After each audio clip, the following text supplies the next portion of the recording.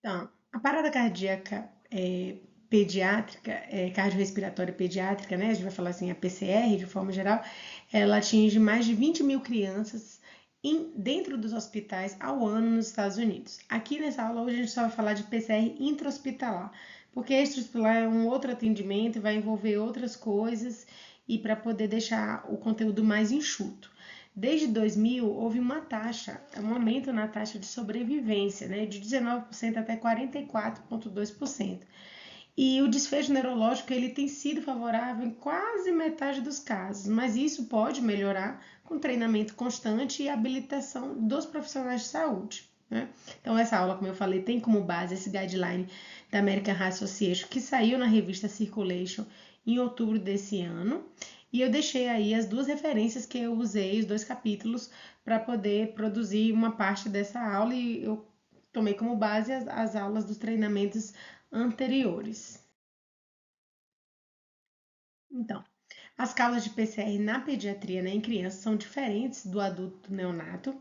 E para fins da diretrizes, né, do PAUS, que a gente fala, né, que é o suporte de vida avançado em pediatria, pacientes pediátricos são aqueles bebês até 18 anos de idade. Só que para a diretriz, né, já coloca que a reanimação pediátrica ela vai ser feita do bebê fora do período neonatal, ou seja, acima de 28 dias de vida, até a criança com sinais de puberdade. Quando a criança apresenta sinais de puberdade, a partir daí a gente já vai usar o algoritmo do adulto, tá? E abaixo dos 28 dias seria o algoritmo neonatal. Porém, não há erro em usar o algoritmo pediátrico nas crianças menores de 28 dias, exceto na sala de parto. Durante esse momento da sala de parto, a transição da via intrauterina para extrauterina, existe um algoritmo específico que é o algoritmo neonatal, que é um outro capítulo aí do guideline, tá certo? Então aqui hoje o que a gente vai falar pode ser usado tanto em recém-nascido, fora do contexto da sala de parto, quanto em crianças até os sinais da puberdade, certo? Então, quais outras, além dessa definição assim de data, né, de idade e tudo mais, a gente tem também uma diferença de causa. Então, assim, geralmente as crianças não vão parar de causa cardíaca primária. Então, a PCR na criança é um resultado do choque ou falência respiratória progressiva.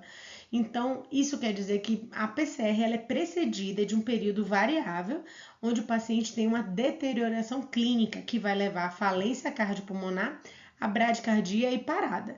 Isso traz para a gente que a gente tem tempo na criança, né? Então a gente tem tempo de modificar, tempo de intervir e de prever aquela criança que pode agravar e virar e evoluir para parada.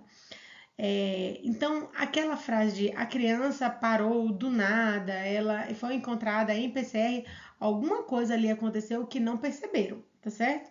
Agora, crianças com doença cardíaca congênita, elas tendem a ter uma PCR de origem primária, que a gente fala.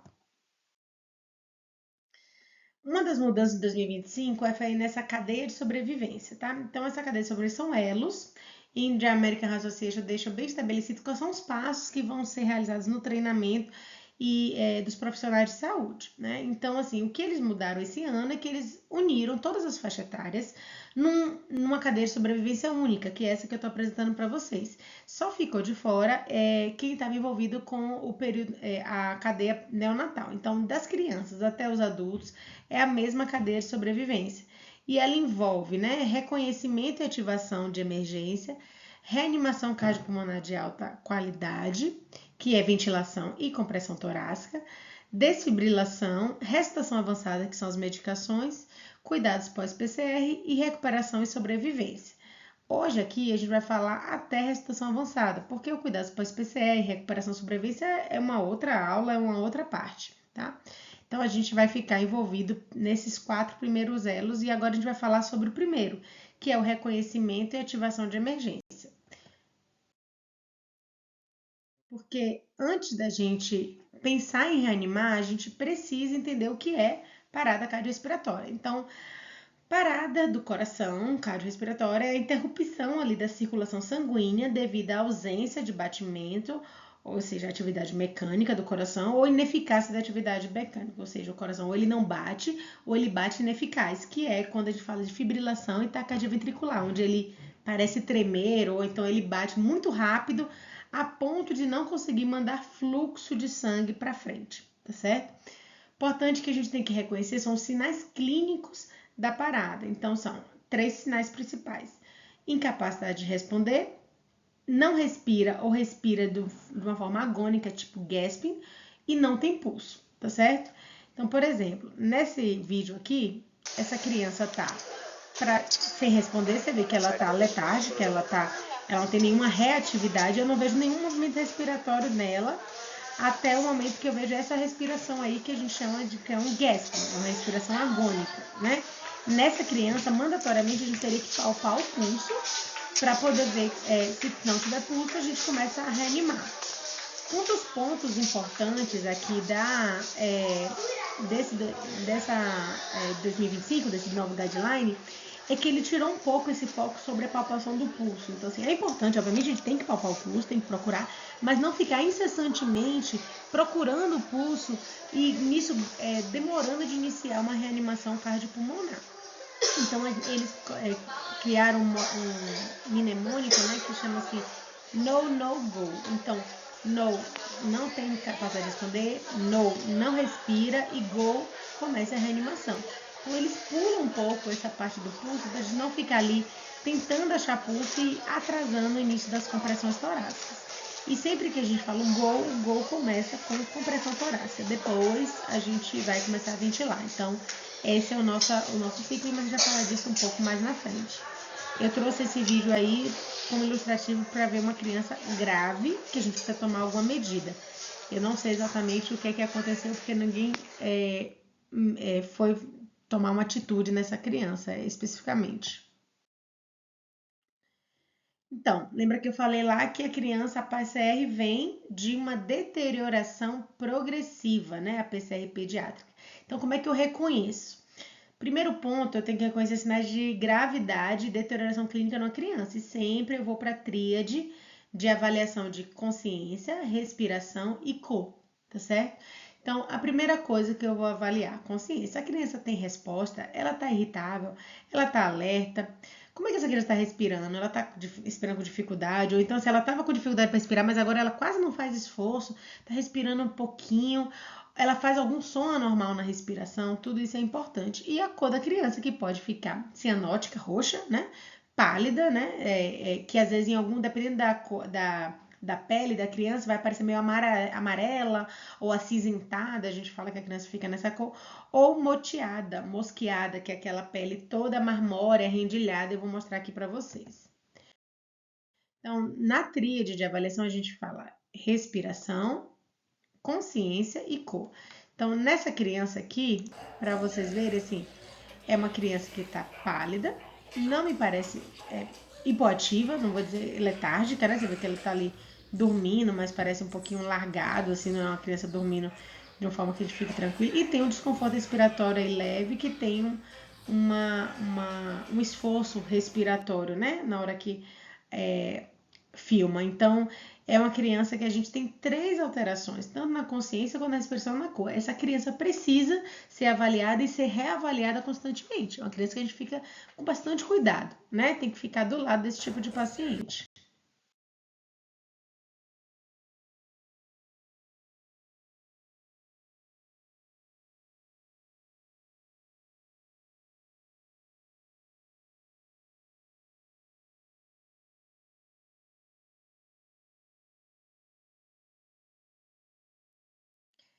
Essa outra criança aqui, eu trouxe esse vídeo para mostrar a vocês a pele mosqueada, né? Então, assim, primeiro, assim, tá desconfortável, eu não tenho como falar muito aqui de consciência, que só quando a gente for, né, olhar ela como um todo, mas você vê que a pele toda é desenhada, a respiração é muito superficial, quase não expande o tórax, na verdade, expande muito mais o abdômen do que o tórax, ou seja, o tórax não tá insuflando de ar, né?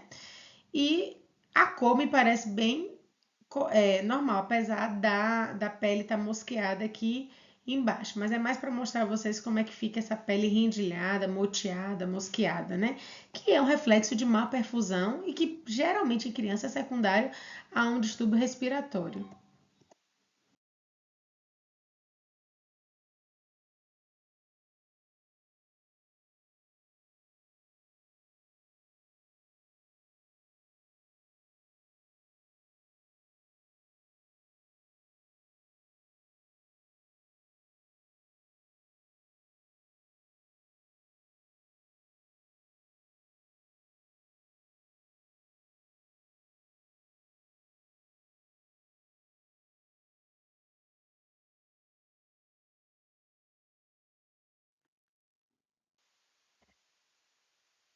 essa outra criança, então assim, a avaliação que a gente faz, né, de olha como ela tá mais agitada, já é um outro padrão, muito desconfortável, olha, fazendo uma retração external, né? A cor a gente não consegue avaliar muito, porque eu não tô vendo o rostinho dela, mas foi mais para mostrar outros tipos de avaliação nessa tríade aí, que podem anteceder muito bem uma PCR, né? Uma criança dessa.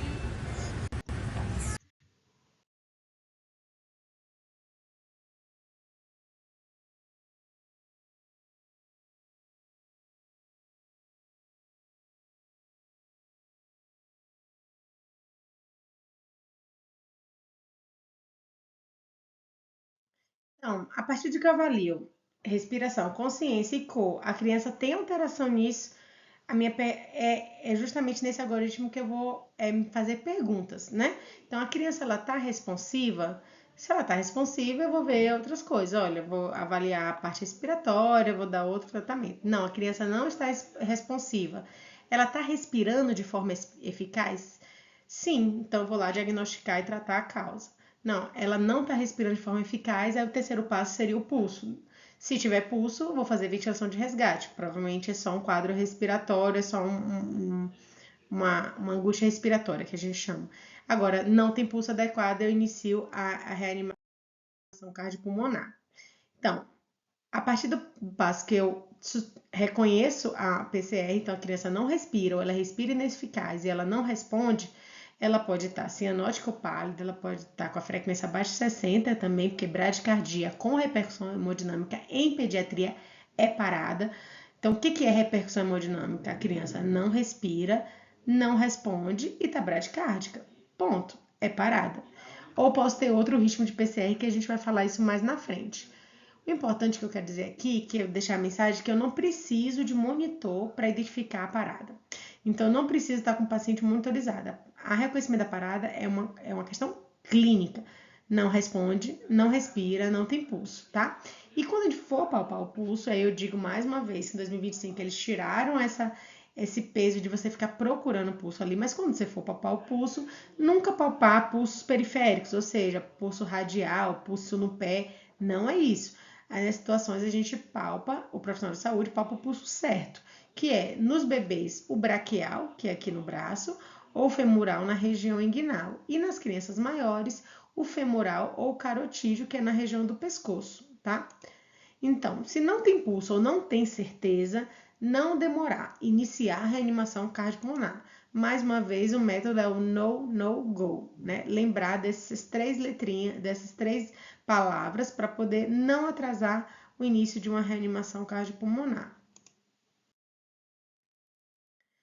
Bem, então, por que tirou essa precisão, essa de palpar o pulso, né? Essa precisão de palpar o pulso? Porque foi visto que não tinha acurácia nessa palpação de pulso. Ela é muito baixa a acurácia entre os profissionais de saúde. Se assemelha à do leigo. Então, o leigo, o socorrista leigo, ele tem 73% de precisão de palpação de pulso em 10 segundos, enquanto o profissional de saúde tem 78%.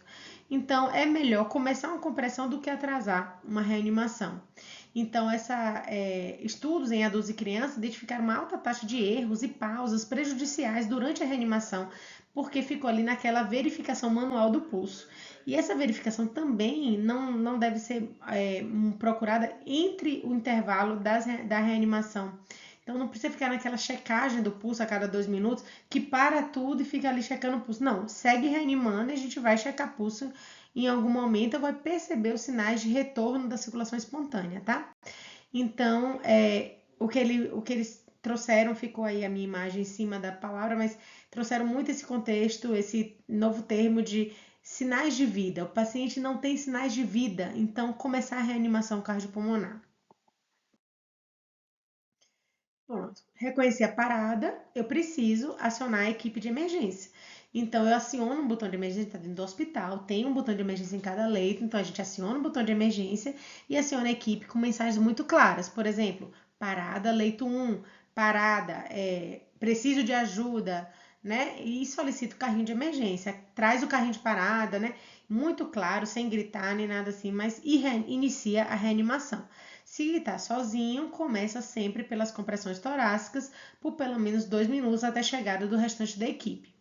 Nunca deixe o paciente sozinho. Então, você é profissional de saúde, pode ser a fono que está passando no leito, pode ser o nutricionista, pode ser o farmacêutico, mas você é profissional de saúde. Então, você deve começar as compressões e não deixe o paciente sozinho, você aciona o sistema de urgência. Aqueles minutos que aquele paciente fica sem iniciar são essenciais para poder a gente ter um prognóstico, principalmente neurológico, muito melhor. Então, antes de começar propriamente a falar sobre RCP de alta qualidade, a gente vai falar sobre o time de reanimação, né? Então, o time de reanimação ele envolve líder e membros. E é importante que cada um reconheça a sua limitação para se posicionar. Então, o que eu sei mais? Onde é que eu sou melhor? Onde eu posso contribuir melhor? O líder é aquele que sabe a função de todos, né? Mas e que poderia fazer a função de qualquer um. Mas os outros, né?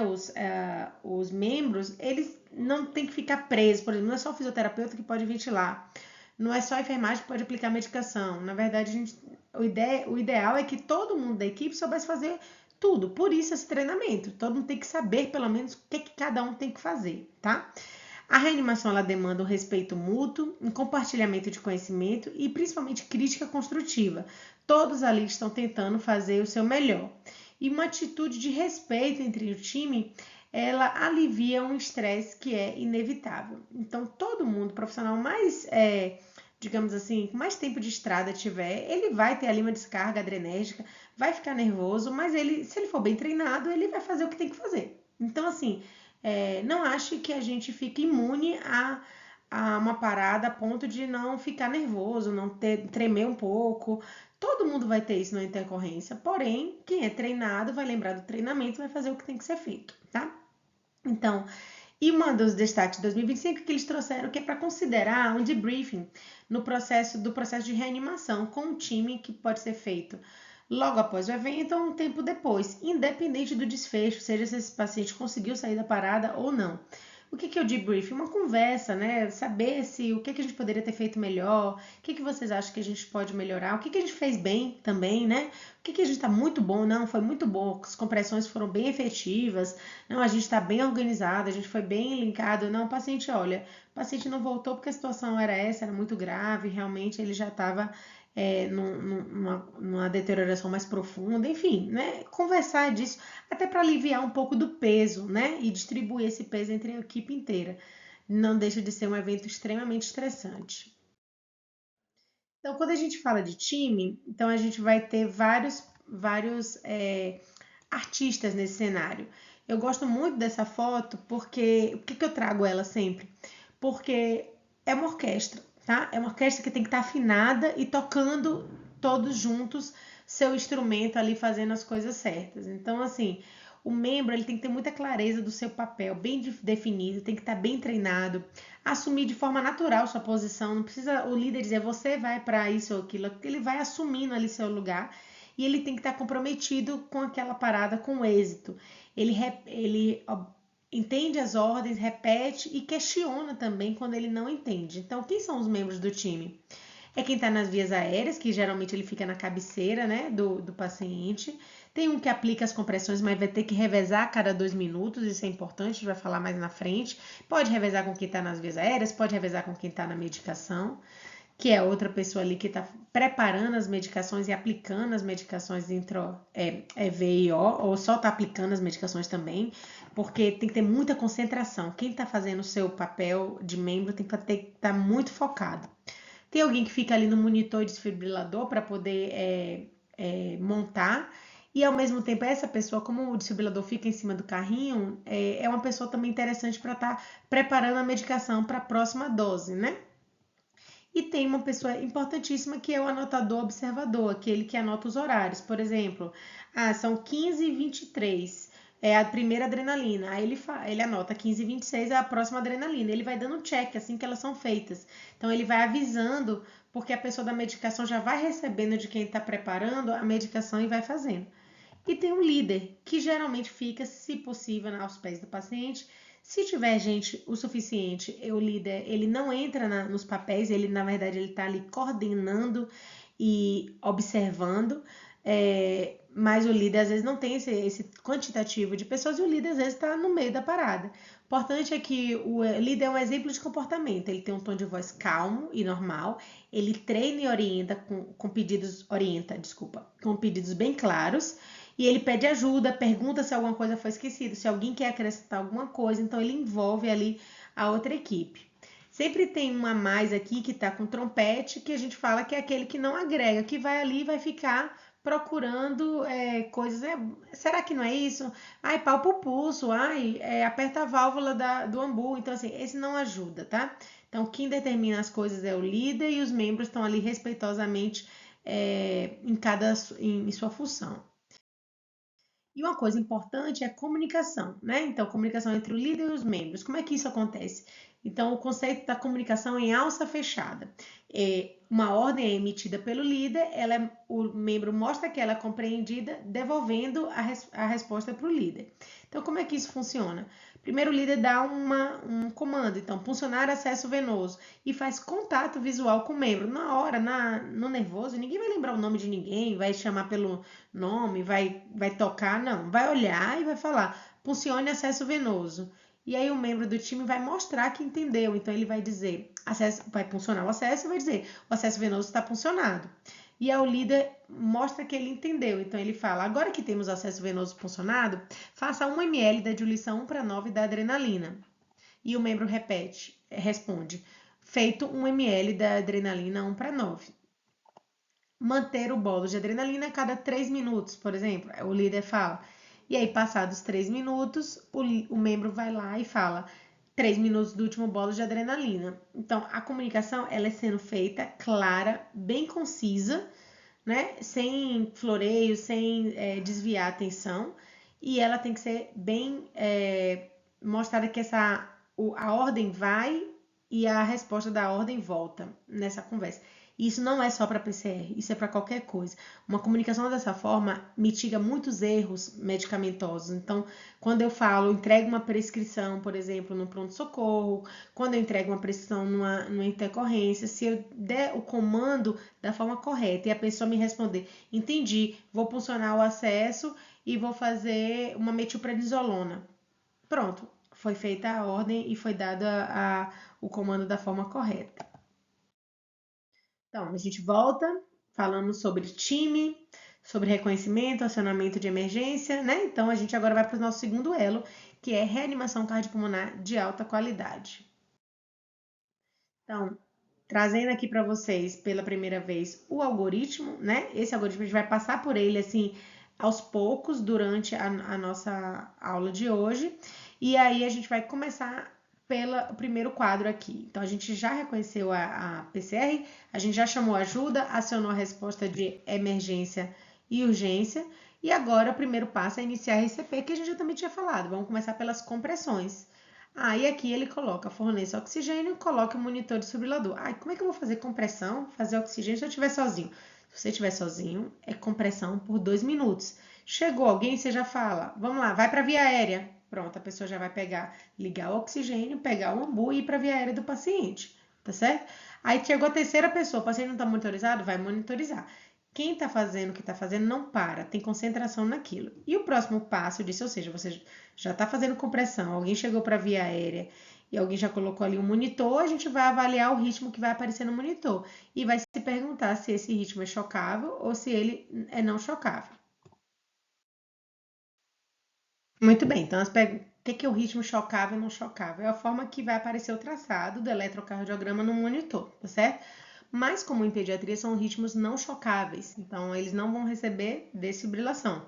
E que aí a gente tem dois tipos, a assistolia, que é essa linha isoelétrica aqui que a gente tem. Então estava ali batendo o coração e ele efetivamente ele parou de bater completamente. Então essa é a assistolia. E o outro ritmo não chocável a gente chama de atividade elétrica sem pulso, ou AESP, que é qualquer ritmo que possa aparecer no traçado, mas o paciente não respira, não responde e não tem pulso, tá? Então, essa é a AESP. Já dos ritmos chocáveis, a gente tem dois tipos.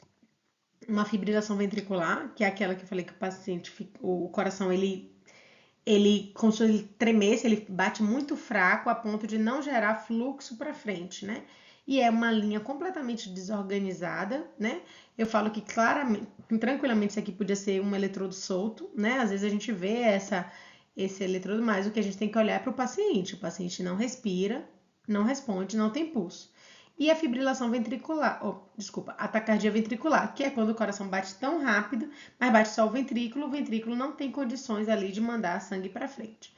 Então, e ela faz esse formato de onda aqui para cima e para baixo, para cima e para baixo.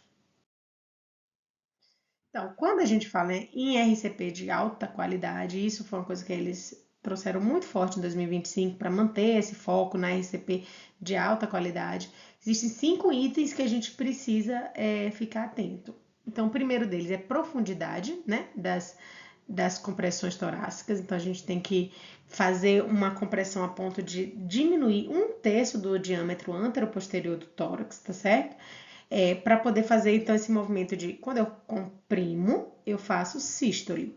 Quando eu tiro a mão e deixo o retorno completo do tórax, eu faço uma diástole, aí o coração consegue preencher. Então, um outro ponto importante é permitir o retorno completo do tórax após a compressão. Isso faz com que eu faça uma compressão, aí eu ejeto sangue, e quando eu tiro e deixo esse tórax retornar completo, esse sangue que eu mandei, ele consegue voltar para o coração, então aumenta o retorno venoso para o coração, aumenta o que a gente chama de pré-carga, e aí aumenta o fluxo sanguíneo para o corpo, no final das contas, durante a reanimação. E o paciente tem mais chance de voltar à circulação espontânea, né? A gente também tem, nesse momento que a gente permite esse retorno completo do tórax, a perfusão das coronárias, que são as artérias que irrigam o coração. Então, isso é muito importante. Meu coração não tá. Se ele não receber fluxo, ele também não volta, tá certo? Eu preciso de frequência das compressões de forma adequada, então precisa ter um ritmo, e a gente vai falar sobre isso, né? Eu não posso parar minha ECP por nada até o paciente retornar completamente. Então, eu não fico procurando pulso, como eu já falei várias vezes aqui. Eu só vou parar para poder intubar o paciente, no caso, e até mesmo para preparar o choque, para tudo isso, eu continuo as compressões sem parar, minimizar totalmente as interrupções na parada, tá? E evitar a ventilação excessiva é o 5º item, por quê? Porque a gente vai falar sobre frequência de ventilação, que é uma coisa que mudou em 2020 e a gente precisa reforçar para poder manter isso sempre certo, tá? Porque as crianças respiram, né, numa frequência maior do que os adultos, né? Sobre essa profundidade de compressão, então estudos agora mostraram, eles trouxeram em 2025, que diminuir 1/3 do diâmetro anteroposterior do tórax não danifica os órgãos internos da criança. Então, quando a gente começa então RCP de alta qualidade, a gente começa no fluxo do C a B. C são as compressões torácicas. Apesar das crianças terem mais paradas de origem respiratória, a gente uniformiza o treinamento porque os adultos têm mais paradas e as paradas deles acontecem de origem cardíaca. Então, começa sempre pelas compressões. E tudo aquilo que eu falei. Então, a primeira é força e rapidez. Então, o mínimo dos batimentos são 100. Então, você tem que ter uma frequência que mantenha ali entre 100, 104 até 120. Tem que diminuir 1/3 do diâmetro anteroposterior. Então, ela tem que ter força. E tem que permitir o retorno completo do tórax após a compressão. Então, comprimiu, voltou. Não interrompe as compressões, exceto para intubação, tá certo? E aí vem a questão da sincronicidade. Isso depende se o paciente tem via aérea garantida. O que é via aérea garantida? É aquele paciente que está entubado ou tem traqueostomia, ou seja, que eu consigo ventilar já direto no pulmão sem precisar passar pela via aérea superior, tá certo? Então, se o paciente não está entubado ou não tem traqueostomia, ele não tem via aérea garantida, faça 15 compressões para 2 ventilações, se você tiver com mais de um socorrista, ou 30 para 2 se tiver só um socorrista, certo? A gente vai falar mais disso lá na frente. Com via aérea garantida, ou seja, o paciente entubado ou traqueostomizado, não sincroniza. Você faz as compressões durante 2 minutos e troca de pessoa a cada 2 minutos. É importante ter essa troca e pode-se até ocorrer antes de 2 minutos se a pessoa estiver fadigada, porque cansa, tá? Dói o braço, cansa. Quem tá fazendo com força e rapidez vai cansar. Quem não estiver fazendo com força e rapidez fala, eu consigo ficar mais um ciclo, mas não pode ficar mais um ciclo. Porque se você mantiver uma pessoa por mais de 2 minutos, ela vai perder força e rapidez e vai prejudicar a reanimação daquele paciente. Então, a pessoa fica ali durante os 2 minutos, ou antes, ela pode sair se ela estiver cansada, mas o mais importante é não prolongar de 2 minutos. Então, sobre aquilo que eu estava falando, né? Então, assim, como é que é a técnica de compressão? Então, a gente já sabe algumas. Então, aqui, por exemplo, essa criança não está entubada, então ela está sendo ventilada com máscara e com ambu. E aí, a gente vai fazer o método de ventilar e abreviar, que a gente vai falar lá na frente. E aqui tem que coordenar essa ventilação aqui, entre quem está aqui e quem tá na compressão e quem está na ventilação. Eu vou falar também isso mais adiante. Aqui é só para falar sobre a técnica. Então, a técnica nas crianças pequenas, né? 1 ano, menor que 1 ano, às vezes menor que 2, dependendo do tamanho, é você abraçar o tórax até onde sua mão consiga e você fazer a compressão com os seus polegares unidos na linha aqui média do paciente, tá certo? E mais ou menos aqui no externo, tá? No meio do externo, do osso que fica aqui no nosso tórax. Essa é uma técnica de compressão. Essa aqui é uma segunda técnica de compressão, onde a gente usa uma mão e usa essa região da mão aqui para fazer a força. O importante aí vocês vão ver que a pessoa que está aqui parece estar mais alta do que a maca do paciente. Por quê? É importante que aqui seja feito o travamento do cotovelo. Então, a gente reanima com o cotovelo completamente estendido. Não existe reanimar e fazer esse movimento. A gente faz esse movimento com o cotovelo reto e o ombro, cotovelo, punho em um ângulo de 90 graus com o paciente, ou seja, completamente acima do paciente. Eu vou mostrar isso num vídeo mais à frente. Então, essas são as técnicas que dão mais profundidade à compressão torácica, tá certo? Força. E existe uma terceira técnica que a gente usa nas crianças maiores, né? E que é igual ao adulto, que a gente usa a técnica de 2 mãos. Então, a gente tem uma mão, coloca a outra e puxa a mão para trás e usa essa região aqui no externo fazendo força. E com a mesma coisa, travamento, do cotovelo e no ângulo de 90 graus e vai fazendo a força com o corpo, tá? Não é o braço que faz força, só o corpo, ele fica por cima do paciente, tá? O destaque de 2025 é que mostrou que essa técnica que a gente usava em criança, que era a técnica dos 2 dedos, ela não deve ser mais utilizada. Então, é uma técnica que não é mais usada porque foi mostrado nos estudos que ela não faz profundidade e força suficiente como precisa. Então, aqui no vídeo é o que eu queria mostrar, que quando ela faz a compressão, veja, os cotovelos estão completamente estirados, o corpo está por cima do manequim e fazendo a força para poder fazer uma compressão com força, para diminuir 1/3 do diâmetro no posterior e permitindo o retorno completo. Então, e aí quando a gente vai falar de frequência das compressões torácicas, a gente precisa de um ritmo. E ritmo é igual a música. Então a gente precisa de alguma música na cabeça para fazer essa música tocar mentalmente ali, ou até às vezes o líder canta um pouquinho aqui para quem está fazendo compressão para manter o ritmo. Não você vai você tem que estar focado. Se você ficar olhando para outras pessoas, você vai parar. Então existem várias músicas que a gente pode usar. Vamos lá aqui ver o que a gente tem das músicas. A frequência. Até 120 é o que a gente pode If you usar. wanna be my lover, you gotta get with my friends. I'm on tonight, you know my hips don't lie, and I'm starting to feel it's right. Hey, I just met you, and this is crazy. They not like us, they not like us, they not like us. Então, qual é a They not música like que us, eu they prefiro, not like né? us, they not like Então, us. assim, o que eu aprendi, que eu gosto mais, é da década de 70, que é o Staying Alive. Primeiro que a música fala que esteja vivo. Então, ali você tá reanimando. Eu quero que você... E ela faz bem o ha, ha, ha, ha, staying alive, staying alive. Então, você vai ali, ó, nessa frequência aqui. Não sou uma boa cantora, né? Mas vou passar de novo só para vocês ficarem com essa música na cabeça. Peraí, só um minutinho.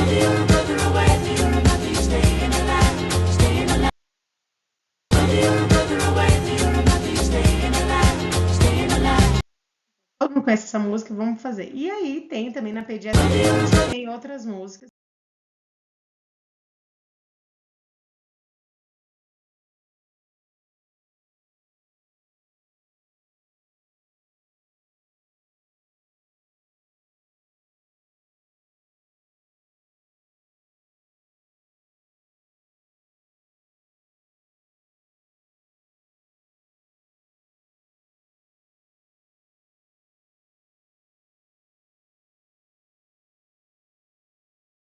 que a gente pode usar, inclusive o Baby Shark. Baby shark do baby shark do baby shark do baby shark. Então, esse turururu mantém também uma frequência ali entre 100. Então, tem que ter nem que você cante ali mentalmente, mas você não esquecer para poder manter uma frequência adequada ali cardíaca entre 100 a 120 batimentos por minuto. Baby shark do.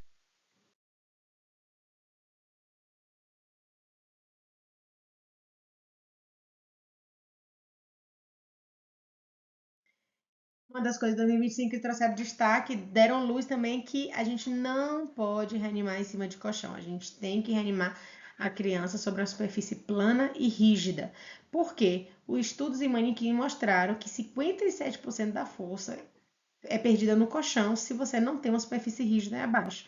Então, ou você bota o paciente no chão, ou você bota numa maca sem colchão, ou você bota a placa que tem no carrinho de parede, que é o que a gente vai provavelmente utilizar, tá?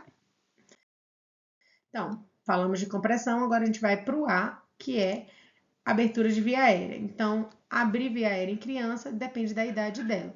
Então, nas crianças maiores, a gente bota um coxinha atrás da cabeça, que a gente coloca ela numa posição que a gente fala que é a posição de cheirar.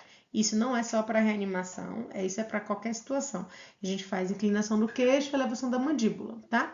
E nas crianças pequenas, lactentes, porque ela tem essa região occipital muito proeminente, a gente coloca o coxinho atrás do ombro na escápula e a gente mantém o paciente sempre aberto. Até o paciente entubado, a gente precisa manter ele nessa posição, nunca na posição do queixo encostando no tórax, como tá nessas duas fotos de cá, tá certo?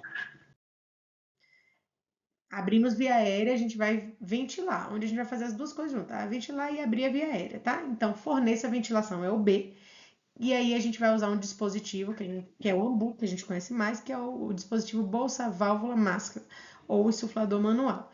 Importante da máscara pediatria, porque as crianças vão ter rostos diferentes, entendeu? Então a gente vai ter que usar máscara que envolva a base do nariz e a ponta do queixo. Ela tem que estar bem aderida, ela tem que, se ela tiver cuff, né, ela tem que estar com cuff insuflado a ponto de manter uma boa adesão, porque se ficar escapando aqui, a gente não consegue ventilar, tá certo?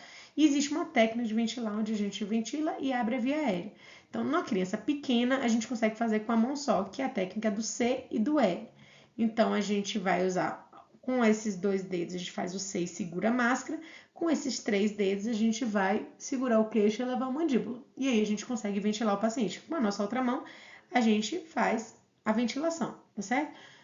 E aí, quanto que eu faço de ventilação? Eu preciso espremer o AMBU ou eu só faço um pouquinho? Você vai fazer o suficiente para ver o tórax expandir. Então, você fica o tempo inteiro, quem está ventilando, está focado e olhando para a ventilação. Não pode ficar vendo se está fazendo adrenalina, qual é o ritmo, não. Ele está focado, ventilando ali e fazendo sua contagem mental.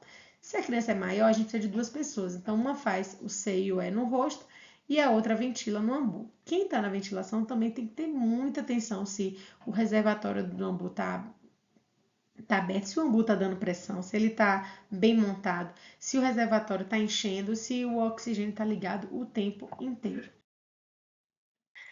Muito bem, agora vamos falar sobre sincronicidade, né? Sobre essa sincronia aí de ventilação com compressão, né? Que eu já tinha falado um pouco antes. Então, sem via aérea avançada, tem 2 pessoas aqui, uma está fornecendo a ventilação, a outra está fazendo a compressão. Digamos que se for 15, 2 socorristas, nesse caso aqui, 15 para 2. Faz a contagem em voz alta. Então, quem está comprimindo ali está fazendo a contagem. No final, ele faz em voz alta. 13, 14, 15, que é a deixa para poder quem está na ventilação fazer a ventilação. Então, está aqui segurando e vai fazer 1001, 1002. Por que a gente fala 1001, 1002? Porque aí essa fala da gente dura geralmente 1 segundo. Então, você faz 2 ventilações, uma por segundo. 1001, 1002, tá? E aí, ventilou. Quem está ventilando vê. Isso aí não é a forma ideal, porque, imagina, eu pauso a compressão para poder ventilar, porque senão eu vou fazer forças antagônicas, né? Forças que não vão agir em conjunto.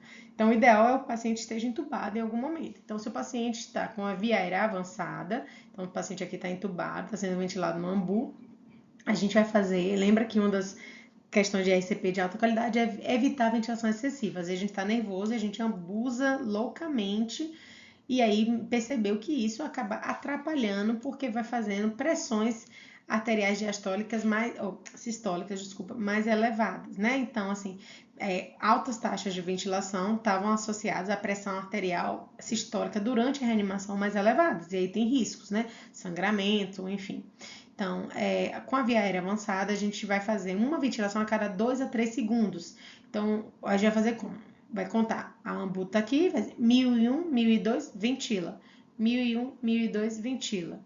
1001, 1002, ventila. Lembra que a nossa definição, isso é para pediatria, é para as crianças lactentes, bebês, até as crianças com sinais de puberdade. Adolescentes que já têm sinais de puberdade, eles vão ventilar igual ao adulto, e o adulto ventila 1 a cada 6 segundos.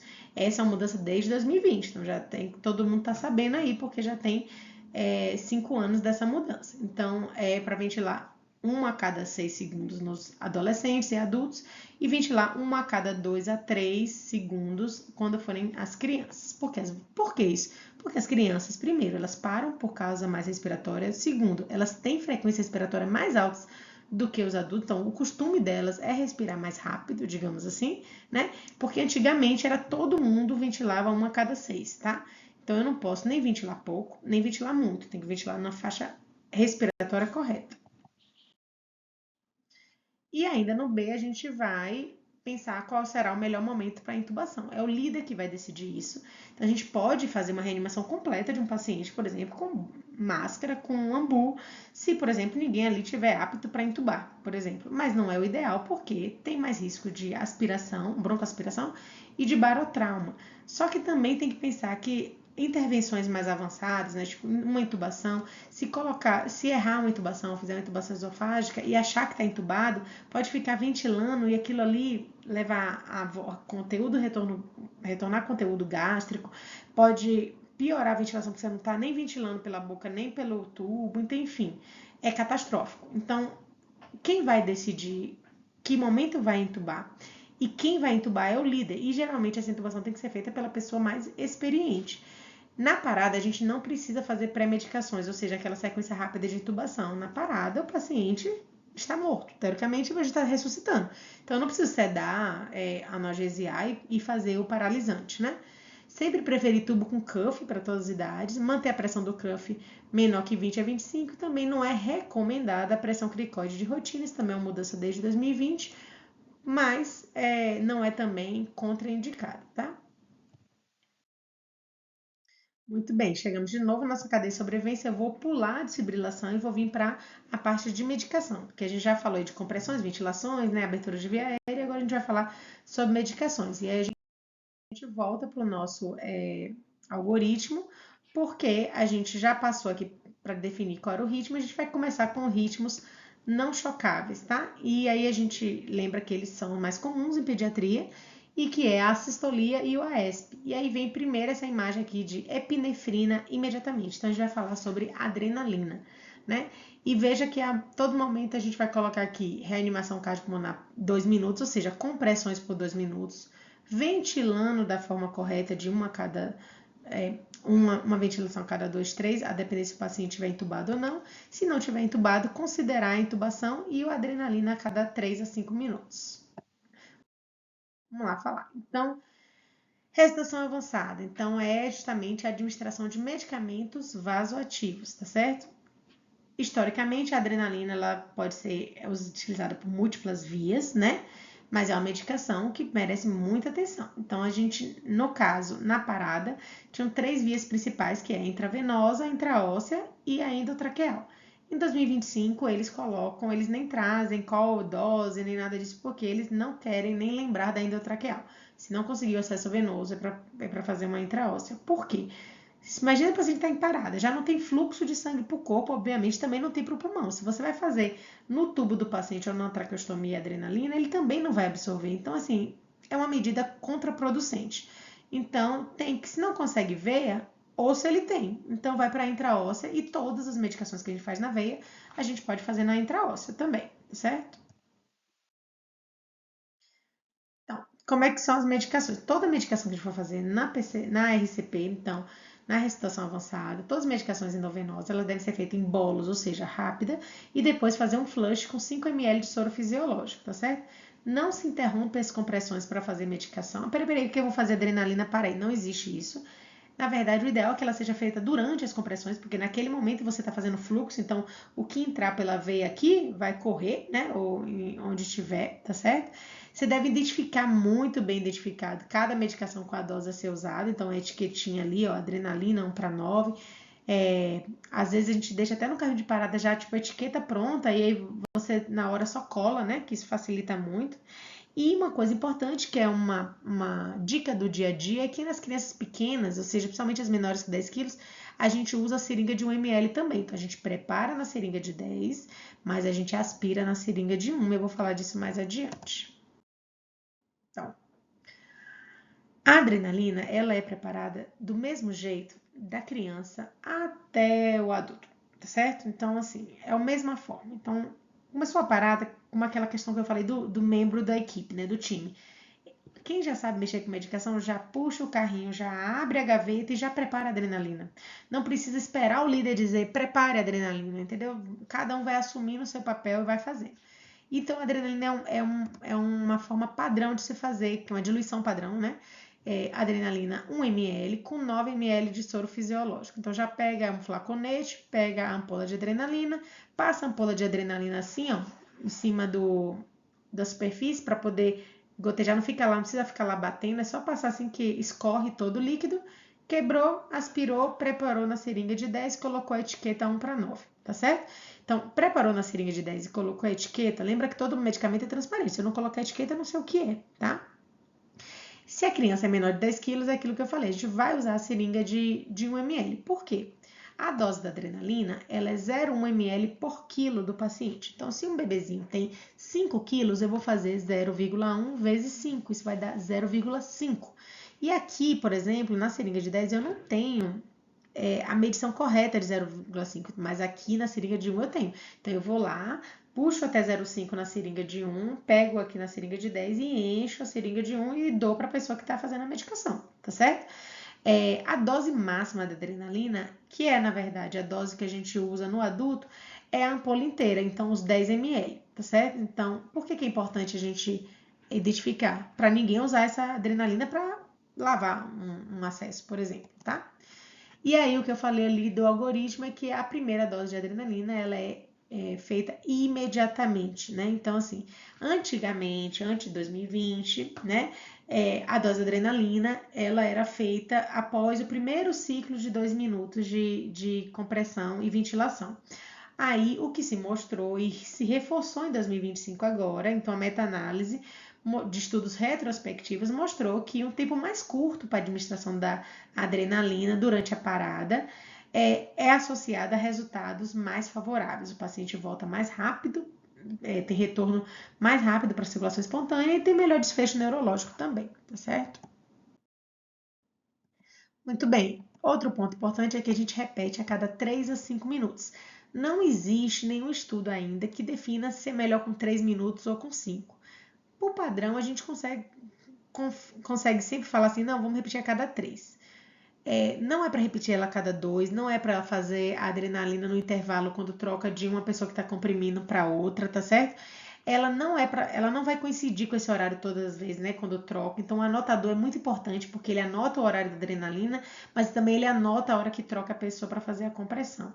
Então, são momentos diferentes, porque ela precisa ser feita no momento da compressão. Então, é importante, se alguém chegar, um líder falar assim, a fazer a adrenalina a cada 2 minutos, está errado. Fazer a adrenalina a cada 3 minutos, isso é o correto, tá? E, como eu falei, não deve interromper as compressões. Uma coisa importante que eu quero trazer aqui, que é a seringa de salina que a gente tem no hospital, que é preenchida, né? Vem já de fábrica preenchida com solução fisiológica. Ela é bem diferente da nossa seringa habitual, ela tem pontinhos aqui brancos, ela tem código de barra aqui, ela tem a marca daqui, tem uma tampa branca. O que eu tô querendo falar com isso? Assim, que a gente nunca vai usar a salina para preparar a adrenalina. Eu não posso pegar a seringa de salina, tirar 1 ml, colocar 1 ml de adrenalina e dar para a pessoa. Ah, mas eu identifiquei. Não pode. Por quê? essa identificação pode cair, pode descolar, alguém pode pegar essa seringa inadvertidamente e pode lavar. E aí a criança vai receber uma dose de adulto. E aí ela vai infartar, porque é isso que vai acontecer.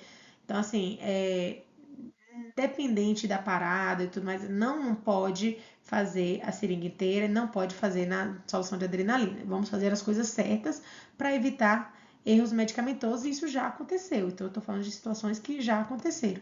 Então, a salina é somente para flush. A gente não dilui medicamento na salina. Muito bem, voltamos para o nosso algoritmo. A gente estava aqui, né? Fazendo a nossa reanimação, dando a epinefrina imediatamente, fazendo adrenalina, epinefrina ou adrenalina, né, que é a mesma coisa, a cada 3 minutos, temos acesso, temos intubação, estamos reanimando, mas assim, tem um outro lado aqui que também recebe adrenalina a cada 3, também considera intubação, tá vendo? É a mesma coisa, mas por que aqui não tem o desenhozinho da adrenalina imediatamente? Porque no ritmo chocável a gente vai priorizar a desfibrilação. No ritmo não chocável, eu vou fazer logo adrenalina. E no ritmo chocável, eu vou priorizar desfibrilar o paciente. Mas a gente vai falar disso mais na frente. Então, outras medicações que podem ser utilizadas. Então, no caso dos ritmos chocáveis, a gente vai falar disso mais na frente, eu posso usar amiodarona e lidocaína em casos refratários aos choques, às desfibrilações. Então, podem ser usados. E em 2025, eles trouxeram que eles não têm diferença alguma entre os dois, tá? E um ponto importante aqui que não é recomendada a administração de rotina de bicarbonato ou gluconato de cálcio durante a RCP. Muito tempo atrás, meio que já preparava adrenalina, cálcio, bicarbonato. Não é que é errado utilizar, mas ela não é rotina. A gente só usa se a gente tiver uma suspeita de que essas medicações sirvam ali como antídoto. Por exemplo, o bicarbonato eu posso fazer quando eu sei que o paciente parou por uma hipercalemia, o potássio alto. Como eu posso fazer também o gluconato de cálcio se o paciente parou por uma hipercalemia. Então, assim, o paciente é renal, não fez diálise, a principal suspeita da parada dele é que o potássio está alto. Eu vou fazer, sim, o bicarbonato e o cálcio, tá certo? Tem overdose de alguns medicamentos que a gente tem que usar o cálcio e o bicarbonato, por exemplo. Bicarbonato se for overdose de antidepressivo tricíclicos, de drogas, cocaína, por exemplo. E no cálcio também se for overdose de bloqueador de canal de cálcio, tá? Muito bem. Então, voltando ali para minha linha aqui de assistolia e AS, são ritmos não chocáveis. Eu vou fazendo compressões a cada 2, trocando de pessoas, ventilando o paciente já está entubado, fazendo adrenalina a cada 3 minutos. E o paciente não retorna a cada esses 2 minutos, eu vou pensar após o terceiro ciclo, né, de compressão, ou seja, eu fiz o primeiro ciclo de 2 aqui, essa bola azul, o segundo, terceiro, eu tenho que pensar nas causas reversíveis. Então, o que são as causas reversíveis? O líder para assim, né? Continua tudo acontecendo, mas o líder, ele começa a falar e pensar, pessoal, a qualidade das nossas compressões estão boas, a nossa via aérea está aberta, a gente está fornecendo ventilação adequada, tem oxigênio ligado, então pode ser outra causa de parar desse paciente, a gente pode precisar fazer outra coisa. Então a gente vai pensar nos 6Hs e 5Ts. Os 6Hs são hipovolemia, então paciente vítima de trauma, sangrou muito, deve estar com perda sanguínea excessiva, a gente vai pegar um soro e vai fazer em seringa direto ali, entre uma medicação de adrenalina ou outra, a gente vai fazendo ali no acesso para tentar ressuscitar o paciente. Hipóxia, então o tempo inteiro a gente precisa estar de olho se o oxigênio está ligado, se não caiu o látex do ambu, por exemplo, se alguém não esbarrou ali na fonte de O2, qualquer coisa a gente tem que olhar. Hidrogênio, na verdade, é a falta de hidrogênio, o excesso de hidrogênio, desculpa, acidose. E aí a gente pode precisar fazer um bicarbonato se você sabe que o paciente estava séptico, estava com acidose metabólica, provavelmente ele parou por isso, pH estava 6,8, enfim, é uma possibilidade. Hiper ou hipocalemia, ou seja, potássio baixo ou alto, podem causar parada. Então, a gente tem aí, como eu falei, né? Se o potássio estiver alto, a gente vai fazer cálcio, vai fazer bicarbonato. E no caso do hipo, a gente vai fazer o próprio potássio. Hipoglicemia, então a gente faz uma glicemia, uma capilar ali. Não é ideal fazer no dedo, o paciente está mal perfundido, o resultado, fazer às vezes no lóbulo da orelha ali, fazer e se estiver baixa, a gente vai fazer um bolo de glicose. Hipotermia, aquecer o paciente. No caso dos 5Ts, a gente vai pensar em coisas um pouquinho mais complicadas. Então, pneumotórax, que aí a gente vai precisar que eles botam como tensão no tórax, fazer uma descompressão de alívio, tamponamento cardíaco, que é líquido em volta do coração, fazendo com que ele não consiga bater. E aí, nesses casos, o nosso auxiliar é o ultrassom, né? É o ecocardiograma, tanto para o tamponamento cardíaco quanto para o pneumotórax. E a gente coloca uma agulha ali na apêndice tifoide e consegue drenar esse líquido, né? Mas, por exemplo, tamponamento cardíaco no pós-operatório de cirurgia cardíaca, o dreno pode obstruir e o paciente pode parar. E às vezes a gente só ordenhando o dreno ali, o dreno volta a funcionar e o paciente volta, né? Toxinas, então, como eu falei, overdose de medicamento, drogas. Então, a gente precisa saber da história um pouco do paciente também, né? Durante a PCR daquele paciente que não volta, né? A gente precisa saber. E trombose pulmonar coronária, que a gente pode ali ter que precisar lançar mão de heparina, que são casos mais raros em pediatria. Voltamos para a nossa cadeia e a gente já falou sobre 3 elos, a gente vai falar sobre o último elo agora, que é a desfibrilação, certo? Então a gente vai passar agora para um outro lado do nosso algoritmo, que é o lado dos ritmos chocáveis, né? Que é FVTV, como eu disse. E aí lembrar sempre que o primeiro desenho que aparece aqui, você veja que não é epinefrina imediatamente, mas é o raio, ou seja, é o choque. Então, a prioridade aqui é fazer o choque, é chocar o paciente, desfibrilar o paciente, que é a palavra correta, tá?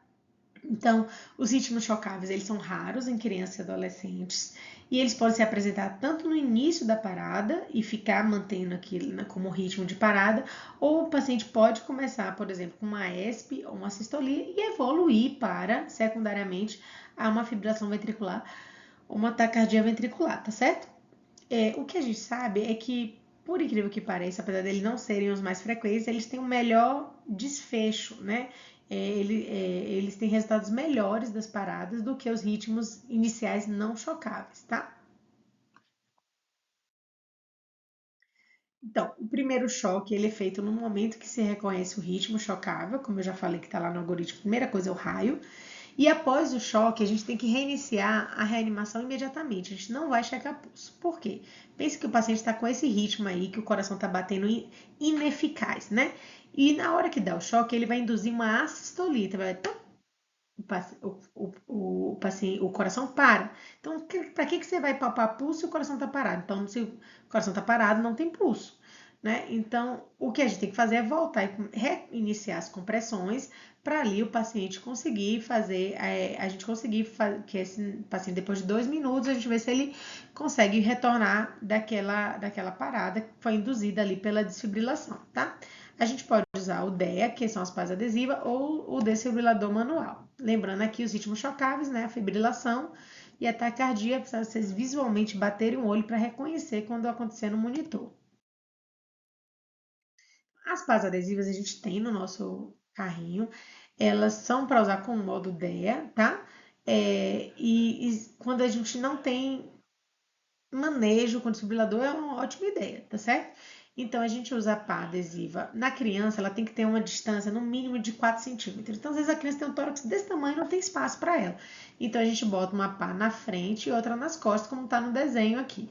E no caso de uma criança maior, a gente já consegue fazer o do modo que é o mais habitual, que é o que faz em adulto, e não precisa virar a criança de lado.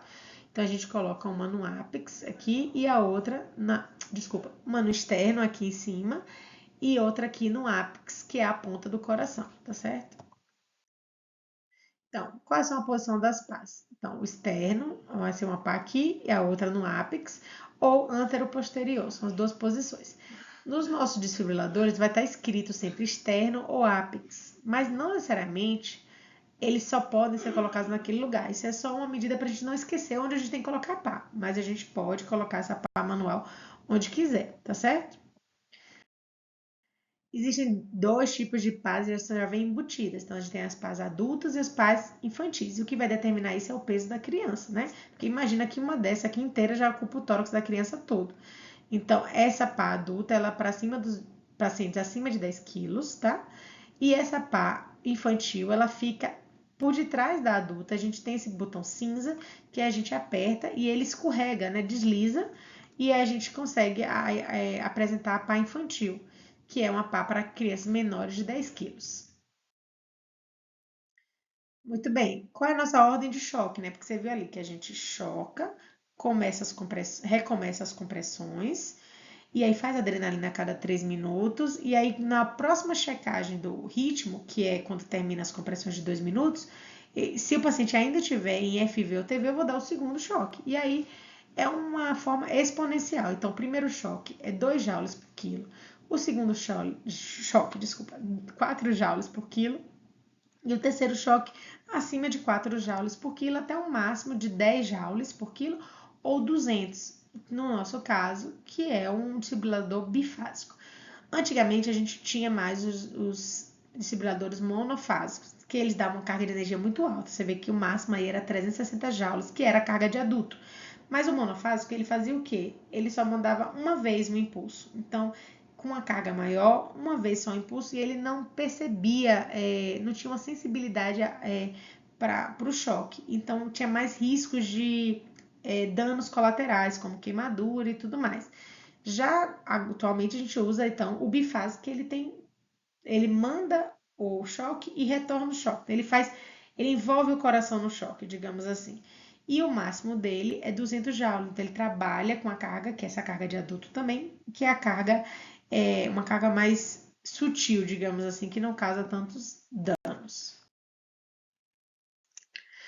Muito bem. Como é que a gente opera o desfibrilador? Então, primeiro lembrar que todo desfibrilador ele tem o seu próprio monitor, então isso ajuda porque no modo DEA é por esses cabos de monitorização que ele vai reconhecer o ritmo, tá bom?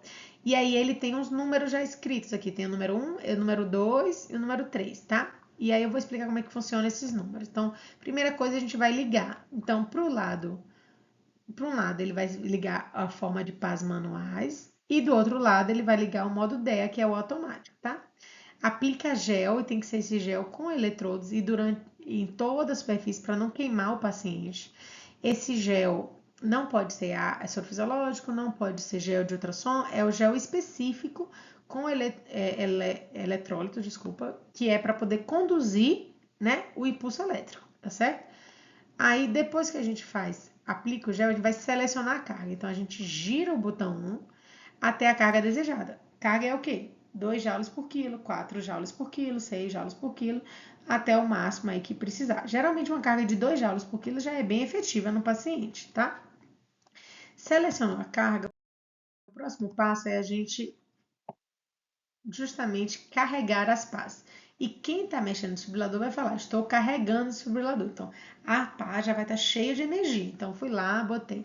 Ah, doutora, mas assim, o peso do paciente é 22, 2 joules por quilo dá 44, e aqui só tem assim, 40 ou 50. Falei, você vai botar sempre mais energia, porque a energia pode até se perder, então você vai botar no 50, tá certo? Aí eu carreguei as pás e aí a outra pessoa, que é quem vai usar realmente. Então, assim, as compressões estão acontecendo enquanto a pessoa está até colocando as pás no tórax do paciente. Às vezes o paciente é pequeno, tudo é muito apertado, mas tem que ter condições. Nem que você comece a reanimar só com a mão, só uma mãozinha lá, e a pessoa vai tentando colocar ali por baixo, colocar as pás. E aí ela vai dar os comandos. Então, a primeira coisa, ela vai dizer, vou aplicar o choque quando eu disser 3.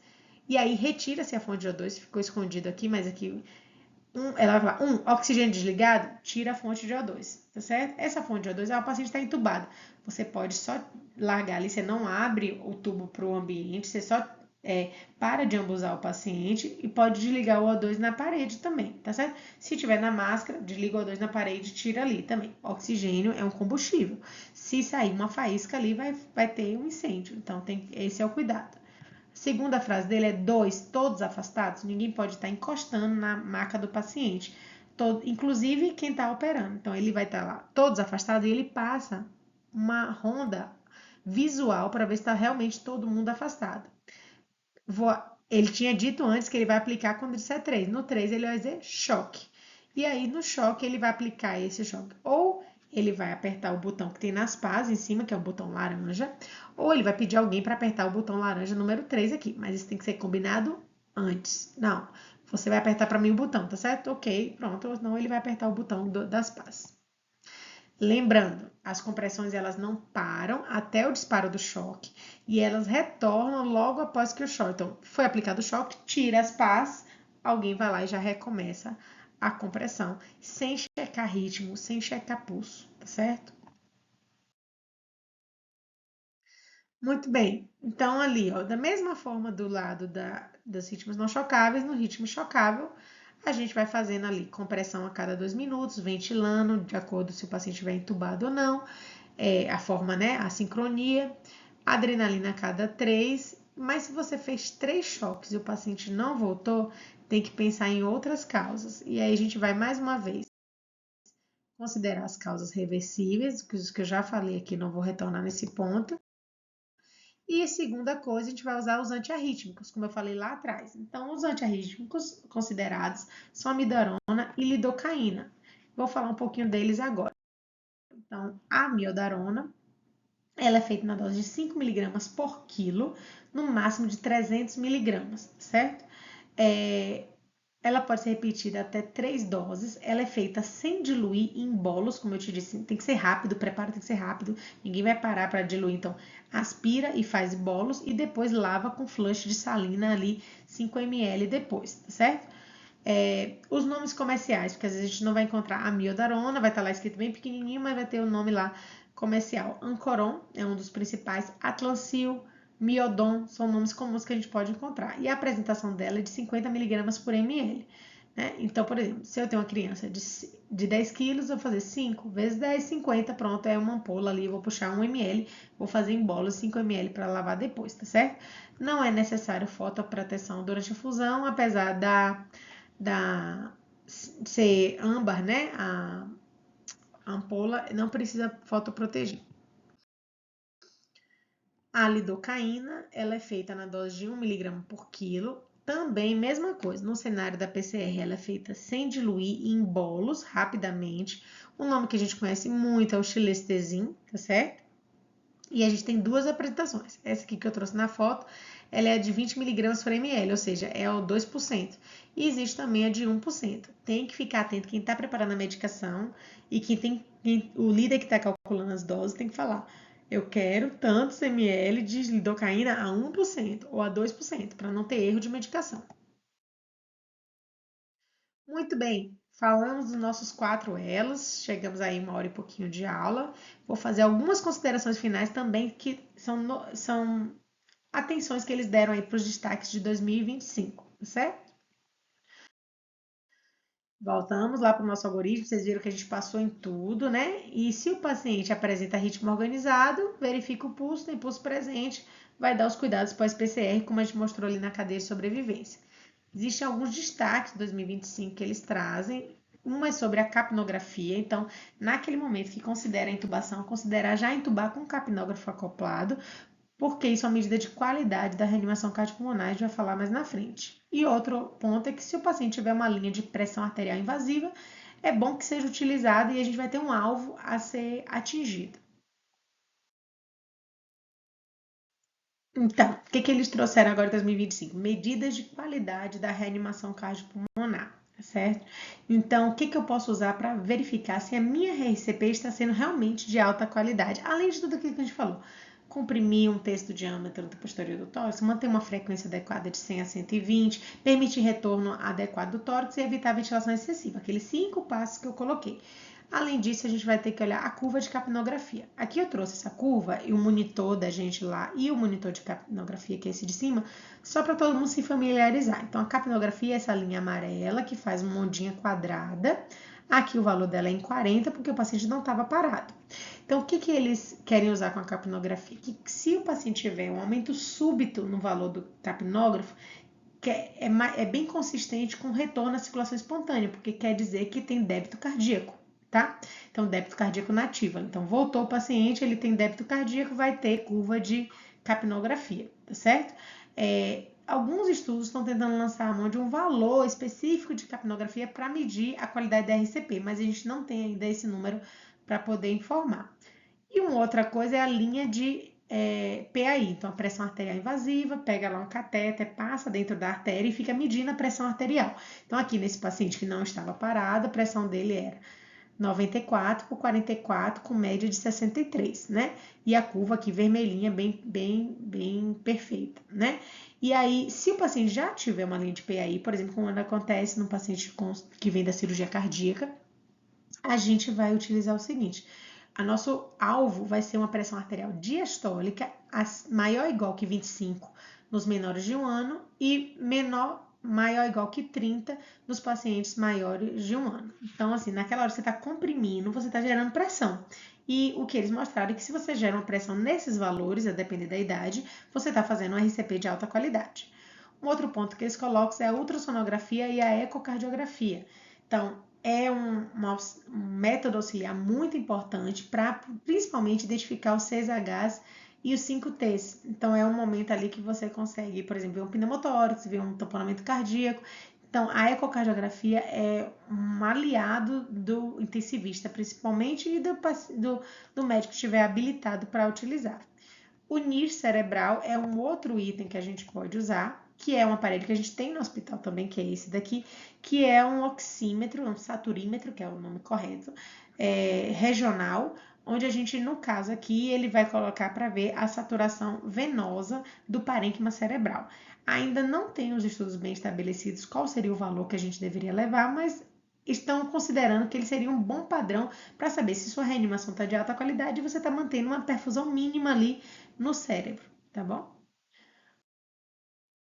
Por último, o item que eu queria falar era sobre a presença da família, né, durante a reanimação, que também é um destaque que ele coloca em 2025.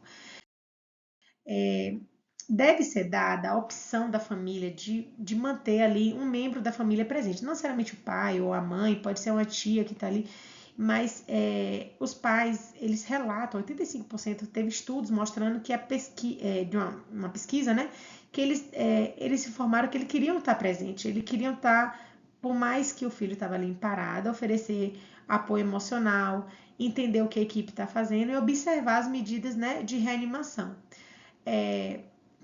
A presença dos pais pode reduzir a ansiedade, facilitar a compreensão, o processamento do evento e até mesmo o luto, no caso. Ele consegue entender que foi feito tudo o que era possível para o filho ali e alivia a ansiedade, depressão e a forma daquele pai ver como é que o filho dele foi atendido, né?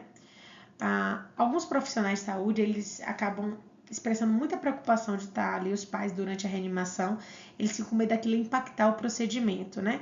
Eles se preocupam de ser julgados, dos efeitos psicológicos nos pais, mas é importante a gente estar sempre bem treinado, porque se estiver treinado e fazendo as coisas da forma correta, a família também vai perceber. Se não tiver desespero, ninguém correndo, gritando, brigando, um colega brigando com o outro, a família vai perceber tudo. E se ela vê que a coisa é feita de forma coordenada, vai falar, nossa, a equipe trabalhou muito bem e tentaram salvar meu filho, ou salvaram meu filho. A equipe trabalhou bem e salvou meu filho.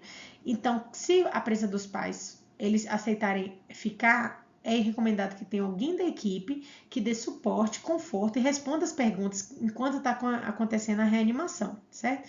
Agora, se a presença ali for prejudicial, se os pais estiverem atrapalhando ou o familiar estiver atrapalhando, aí esse mesmo membro do time vai lá e pede respeitosamente que eles saiam do cenário para não atrapalhar. Então, prognóstico, então a sobrevivência de uma parada intra-hospitalar, ela varia de 38% a 66% e, obviamente, tanto a sobrevivência quanto os resultados neurológicos, que podem chegar até 90%, eles melhoram com treinamento contínuo das equipes e com aperfeiçoamento e principalmente com atualização, tá? Então, isso leva a reconhecimento precoce, intervenção, manobras de alta qualidade e uma maior chance de sucesso no desfecho. E esse foi o meu objetivo na hora de fazer essa aula aqui, para a gente manter uma reciclagem sempre. Se tiverem dúvidas, eu quero dizer que eu estou aberta para conversar. Terminamos aí a aula em 1 hora e 11 minutos. Quem tiver meu contato ou tiver forma de achar meu contato, pode fazer perguntas e que aí a gente tenta sanar elas com as evidências que a gente tem na literatura. Obrigada. Se chegou até aqui, agradeço muito.